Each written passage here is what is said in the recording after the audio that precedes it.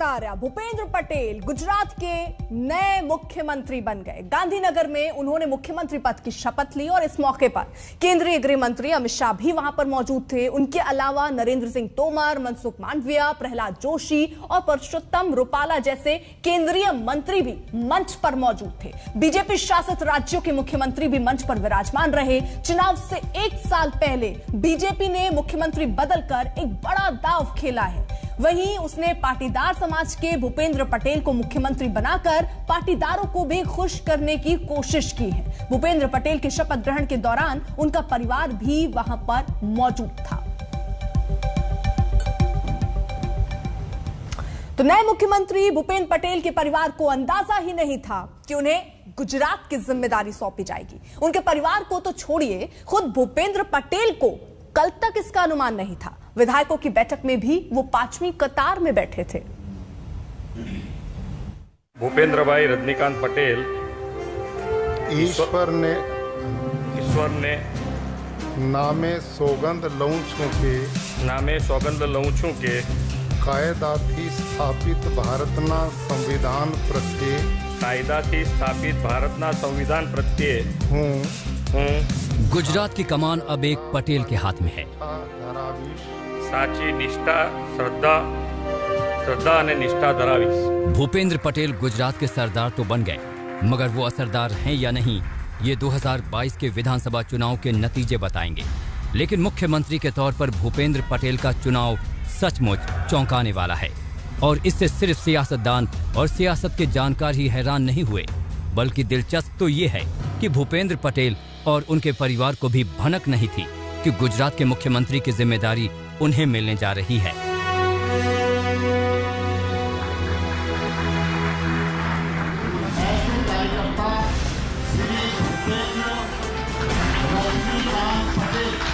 बतौर केंद्रीय पर्यवेक्षक अहमदाबाद पहुंचे केंद्रीय मंत्री नरेंद्र सिंह तोमर ने भूपेंद्र पटेल के नाम का ऐलान किया।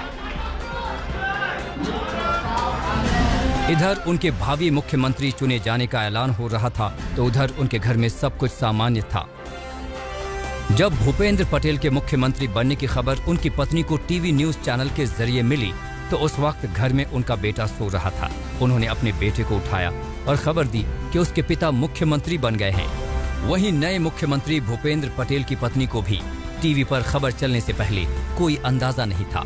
उनसे जब पूछा गया कि उन्हें इसकी खबर कब मिली, तो उनका जवाब यही था कि शाम के 4:05 पर टीवी पर चली खबर से उन्हें ये खुशखबरी मिली। एक्सपेक्ट नहीं किया था हमने, लेकिन जब उसका नाम आया है ना, तो हमको बहुत खुशी हुई थी। आज किस प्रकार का घर पे माहौल है, क्या क्या प्रिपरेशंस उनके लिए की गई है? आज तो हमारे घर पे दिवाली जैसा माहौल है।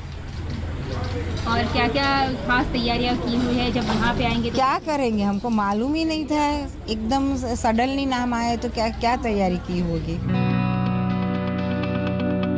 हेतल पटेल की माने तो उनके पति भले ही राजनीति में हैं, लेकिन घर पर सियासत की बातें कभी नहीं होती हैं। वहीं उन्हें तो ये भी उम्मीद नहीं थी कि भूपेंद्र पटेल को मंत्रिमंडल में भी कोई पद मिल सकता है। वो पहली बार विधायक बने थे और सीधे मुख्यमंत्री का पद मिल गया। जाहिर सी बात है कि जब टीवी से खबर मिली तो परिवार खुशी मनाने की तैयारी कैसे नहीं करता।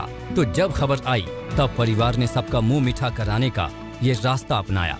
भूपेंद्र पटेल की पत्नी किचन में गईं और हलवा बनाया, तो वहीं उनकी बहू ने भी कहा कि इस खबर ने उन सभी को हैरान कर दिया था। Actually, I'm very happy because this was like totally a surprise for us also, and I'm very happy for my father because he has done so great work, and so he has finally got some very good recognition for his work. It was a total surprise for us, so there was nothing in my mind. So even I saw in the news channel, so it was a surprise for me also.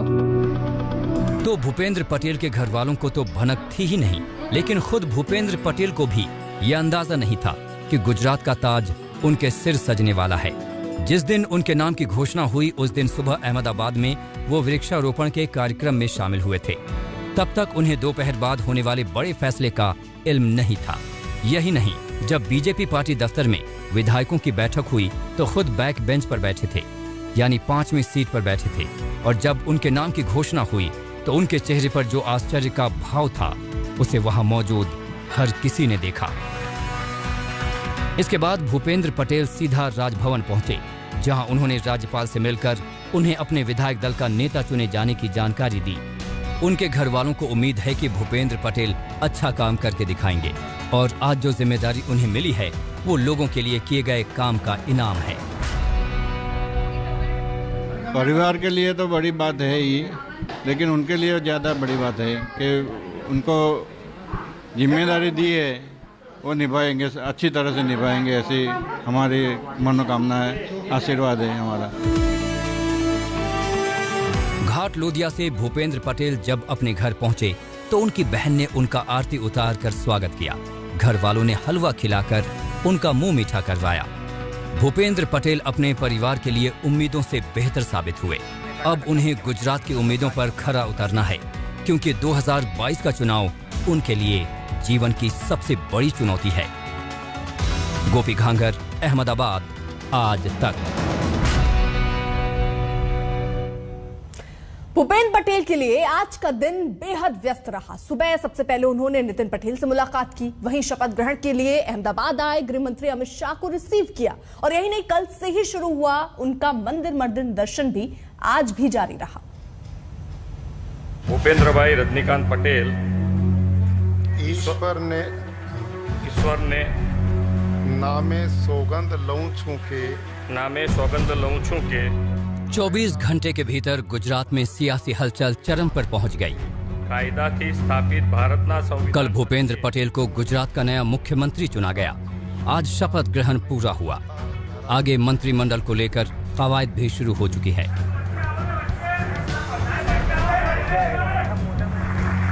PM Modi का गढ़ होने की वजह से गुजरात पर शीर्ष नेतृत्व की खास नजर रहती है। आज जब भूपेंद्र पटेल ने नए मुख्यमंत्री के तौर पर शपथ ली तो खुद गृह मंत्री अमित शाह इस मौके पर अहमदाबाद पहुंचे। मोदी शाह के भरोसेमंद होने के साथ ही भूपेंद्र पटेल को आरएसएस का भी चहेता माना जाता है। नया मुख्यमंत्री चुने जाने के बाद से ही उन्होंने मंदिर दर्शन कर अपनी लाइन साफ कर दी। वो गुजरात जहां जय श्री कृष्ण से लोग एक दूसरे का अभिवादन करते हैं, वहां आस्था और सियासत का संबंध बड़ा गहरा है। यही वजह है कि कल राज्यपाल से मिलने के बाद भूपेंद्र पटेल अडालज में दादा भगवान के मंदिर पहुंचे। यहां उन्होंने दादा भगवान के अनुयायी दीपक भाई जी का आशीर्वाद लिया, फिर मंदिर में दर्शन किए और आरती भी उतारी। भूपेंद्र पटेल को जानने वाले लोगों का कहना है कि भूपेंद्र पटेल दादा भगवान में गहरी आस्था रखते हैं और यही वजह है कि उन्हें लोग दादा के नाम से भी जानते हैं। दादा भगवान के दर्शन करने के बाद भूपेंद्र पटेल सीधे अहमदाबाद के भगवान जगन्नाथ के मंदिर पहुंचे। भगवान जगन्नाथ के मंदिर पहुंचकर उन्होंने नई जिम्मेदारी के लिए आशीर्वाद लिया।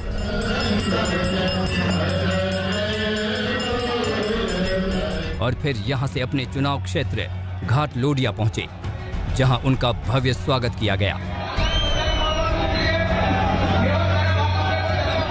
आज सुबह की बात करें तो भूपेंद्र पटेल सबसे पहले अपने घर से डिप्टी सीएम नितिन पटेल से मुलाकात करने पहुंचे।